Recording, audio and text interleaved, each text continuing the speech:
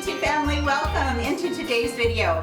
I had a request come in. Actually, I've had this requested several times, is that I do a foundation routine on how I get my foundation to look fairly flawless. So I wanted to do that for you guys today, but if you're new to my channel, welcome. I'm glad that you're here. Please subscribe before you leave. I would love to have you here and be a part of our YouTube family that is growing. We have a wonderful bunch of ladies and a bunch of really great people that are truly like family here.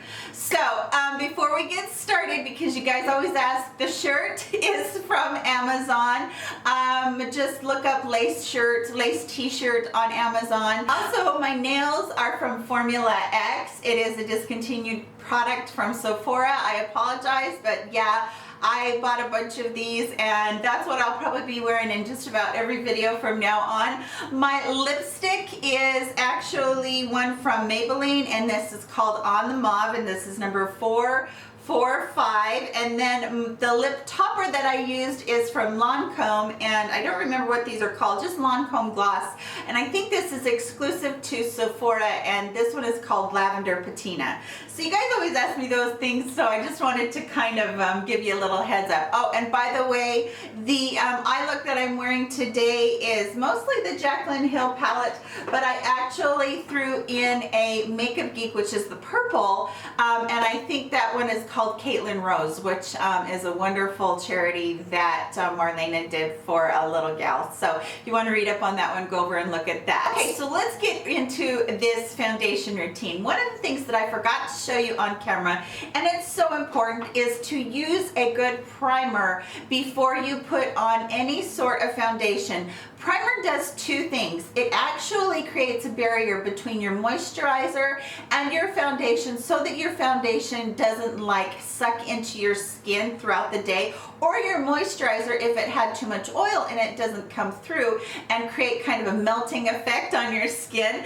So I actually have two that are from the drugstore that I really do like. They're very, very good. One is from Physicians Formula, and the other one is from Makeup Revolution, and this one is just called their Pro Base Illuminating Blur Primer. And one of them, that one has, it doesn't really seem to me like it's terribly illuminating. I will put both of these on my hand so that you can see. So here are both of those primers right here, and you can see that they are both quite runny, as I probably put too much on my hand. You would not need to use this much. They are silicone based primers, and that is very important because almost 90% or more of your foundations that you get from the drugstore, that you get from anywhere, they are going to be silicone based. And what silicone does is it helps just glide across your skin. So just because you hear that something has silicone in it, that does not mean that it's bad. That actually means that it's quite good. So what I'm going to do is I'm going to rub this across my hand and just let you see how that kind of does a blurring, tiny bit of illuminating property on there. It's really important to put that first layer of primer on. This is your number one step before you go to foundation, because you always want to have your moisturizer on. We always want to have a very, very plumped up moisturized face, but we don't want that moisturizer to mix with our foundation and cause a problem. So my suggestion is to just get a primer that you really like. I do have a couple of others. There is one from Milani that actually is called Face Primer Strobing Pore Minimizing, and this one says oil free, which means that yes, that is silicone based. Another one that I have also is called Angel Veil, and that one's from NYX. So both of these have pretty high illuminating properties in them, and when you squeeze these two out, you will see that they are white when they come out right there.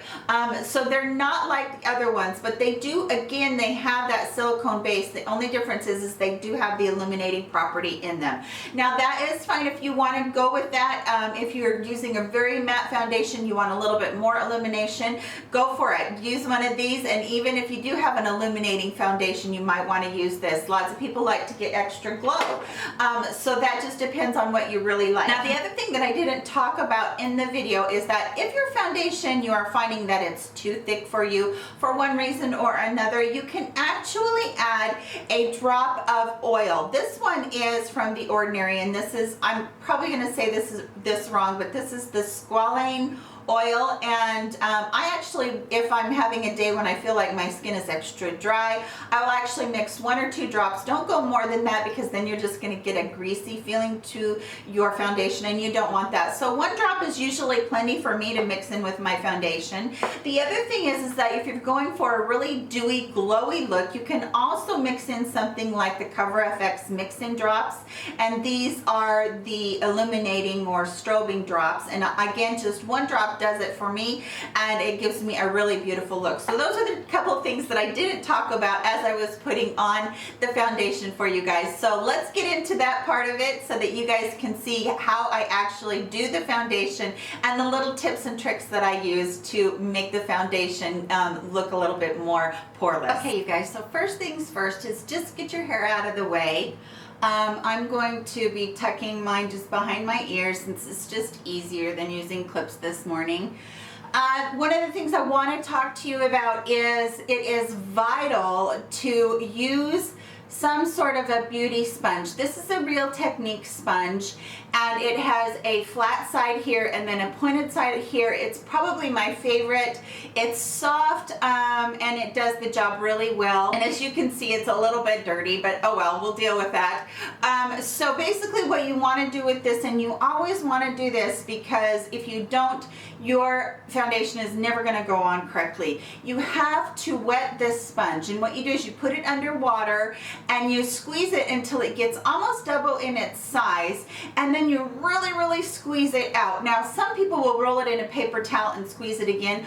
I personally don't do that, because it helps me with the little bit of moisture that's left in it even after I squeeze it. It does help me to spread my foundation a little bit more even. Okay, so the second thing is you want to choose a foundation that's right for you. And maybe you don't have a foundation in your arsenal that is right for you. But what I'm using today is the Cover Proof from Wonder 2, and this is in N20 Light. This one is a little bit too light for me. So what I'm going to do is I'm going to put 2 pumps right there on the back of my hand, and I'm also going to take my ordinary serum foundation, and this one has a little bit more yellow in it because that one was just really super light. So I'm taking 1 pump of that, and then I'm actually taking some, these are just some mix-in drops. It's actually a bronzer from Temptu, but I just am using it as part of my foundation. So I'm mixing in 2 drops of that. Okay, so now I'm going to just mix that on the back of my hand, and this actually gives me almost the perfect shade for what I need. How do you find the perfect shade? You know what, you guys?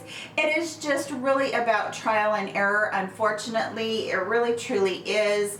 And finding, you know, what you like. Like, I'm pretty cool toned. I have a pretty cool tone base on my skin, but I like to have a little bit more of a neutral to warm undertone, because I like that warm look. I feel like it gives me a little bit of brightness on my face, where my face looks sallow if I put on anything cool toned, or because it just ends up looking kind of muddy. So I'm just going to tap this around my face, and I'm really going to put it where I feel like I need the most coverage. That's where I'm putting it down first. I should have told you guys that I already have my my concealer on. Sorry about that. I should have said that. So I have a lot of discoloration through my jawline right there and on my cheeks from having acne when I was a kid, and then of course on my chin, and then across my nose and the forehead, and then I have quite a bit left. But what I have is, what I do is I actually take this and I put it all over my neck and my chest. And the reason that I do that is because I do have a lot of discoloration on there too from sun damage. So now I'm just going to wipe up the excess of what I have off of my hand completely with my Beauty Blender. And I actually start down here at my neck. And the reason is because if there's too much, this will absorb it down here, and then my face won't be looking a little bit too cakey. So I take this way down my chest. I actually usually put it underneath my shirt collar, because I feel like I want to have that part look smooth too. I feel like that gives you a little bit more of a youthful look when that's all smooth. And I do have some, I broke out in hives the other night and I don't know what that's all about, but I do have some pretty big time discoloration from that little hive attack I had. So I'm just patting, and that's one of the things that you really want to remember is that when you're putting on foundation with the Beauty Blender, no doing this, no rolling, no pushing the product around, because what's going to happen is it's all going to go right into the Beauty Blender because it is a sponge. It's going to soak that up. So what you're doing is you're patting, and the product that's on there, you are actually pushing down into your skin, into your pores. Okay, so that is my neck and my décolleté, or my chest. Now I'm going to come up and go to my face. And the reason that I do it this way is because, you know, lots of people will tell you start from the middle and go outside. I have too much discoloration out here, and I just have to make sure that I get all of that discoloration covered. Plus, I also go up on my ears and then underneath my chin right here to make sure that little part gets done, and then I start going up into the middle part of my face. And again, you're just pushing, you know, pretty good pressure, you guys. I'm not talking about just a tiny bit of pressure. This is pretty good pressure that you use. And I take it way up into my hairline. I also, actually, sometimes I even get it kind of up there on my hair a little bit, which doesn't bother me too much because my hair will fall down and it won't show at all. But I do have some melasma up here from some sun damage, and then I also have you know, a lot of scarring on my cheeks. So basically what I do is I just keep patting and I keep going across. Now I'm showing you real time. I'm not skipping around on this because I want you guys to see actually how long it takes to do a really, really good foundation. It's not just like boom, boom, boom, I'm done. When those girls are showing you on YouTube, they've taken a lot of time to blend their foundation out.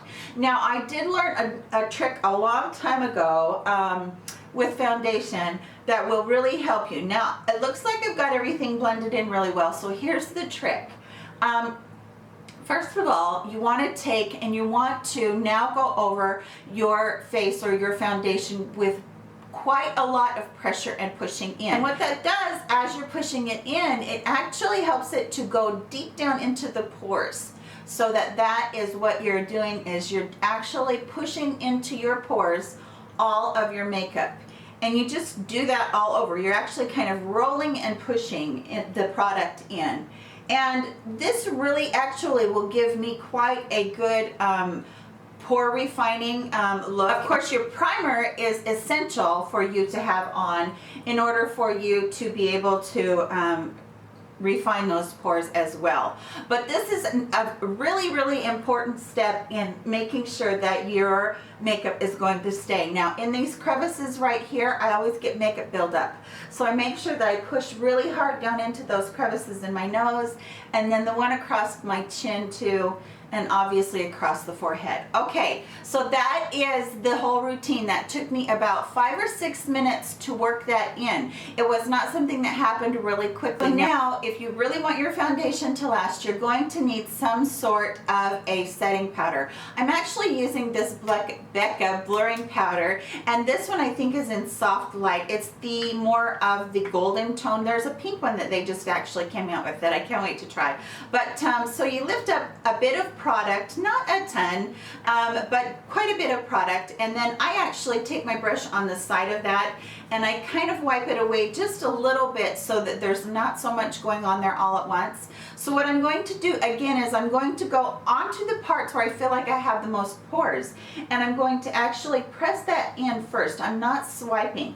I'm actually pressing that in at first, and so I'm going to just go into all of those parts that I feel like really need that extra blurring or that extra pore minimizing. I'm going to lift up just a little bit more product again, and I'm going to press this into my chin and then down my neck and across my chest. Okay, now I'm going to lift up product one more time, and I'm going to really dust that off, and now I'm going to just lightly dust that on the rest of my face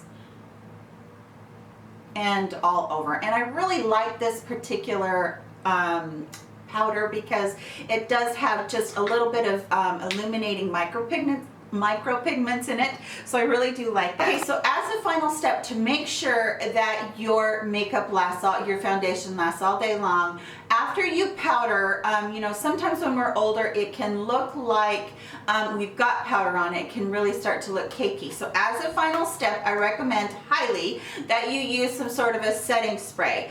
I actually have two that I really like. I really like the Makeup Revolution Pro Fix Illuminating Setting Spray, but if I want something to last all day long and lock in and be like, nope, it's not going nowhere, it's the Urban Decay All Nighter. And I know this is a little bit more pricey, but it's really worth it. So basically I spray my forehead, my chin, and then my cheeks and the chest. So I try to keep my hair out of this because it does get kind of wet.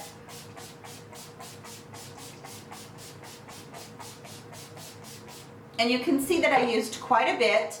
And so then I just go ahead and I just kind of, you know, fan myself. I do have a fan that I do this with, but I just kind of fan myself so that that dries down fairly quickly. What I'm going to do now is I'm just going to put on the rest of my face makeup and some lipstick, and I'll be right back with you. Alrighty, you guys, that's it. That's the whole foundation routine. This is the final look. Of course, I do have my blush, my bronzer, and a little bit of highlighter on, but that is the whole routine. You can do this. It is so very easy. It's just a little bit more time consuming, and I think that's where people look at YouTubers and they think, oh, you have such beautiful skin. How do you have such beautiful skin? It's actually because we take quite a lot of time in that first step of the foundation. Now, I go through the rest of my makeup like a mad woman so that I can get done quickly, but my foundation and my concealer, I actually take quite a bit of time to make sure that it does look as flawless as I can get it with what I'm working with. So I hope that you enjoyed this. If you have any questions, list them below and I'll be happy to answer them for you. I did talk just a little bit about how you might pick your right foundation. That is something that can be a little bit tricky, and again, it is more about trial and error. Don't be afraid to take your makeup back if it doesn't work for you, even if you've been color matched by somebody at Sephora or Ulta or whatever. You need to remember that, because we don't need to get stuck with a makeup that costs $20, $30, $40. Even the drugstore makeup, you know, I use the Maybelline Matte and Poreless, and I think I went through 3 different colors before I actually found one that worked for me. And I also mix foundations all the time to get my right shade. So you might have 3 or 4 foundations in your collection that just don't quite work for you. They're just a tiny bit off. Try mixing them. They might work really good for you in the end. So that's everything. I hope that you enjoyed this video. Please give it a thumbs up if you did, and share it on your other social media platforms. I love you guys so very much, and I will see you in my very next video.